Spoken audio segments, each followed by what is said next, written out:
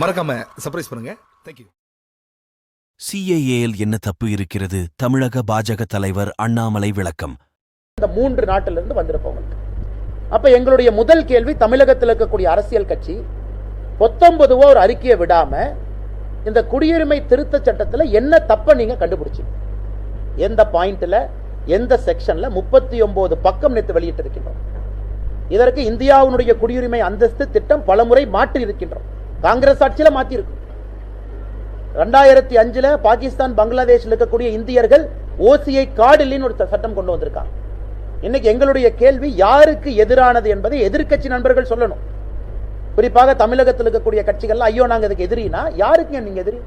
இதுல எந்த சட்டம் இந்தியாவில் இருக்கக்கூடிய இஸ்லாமியர்களுக்கு குடியுரிமை பறிக்க போகின்றது என்று எந்த வார்த்தை சொல்லுது?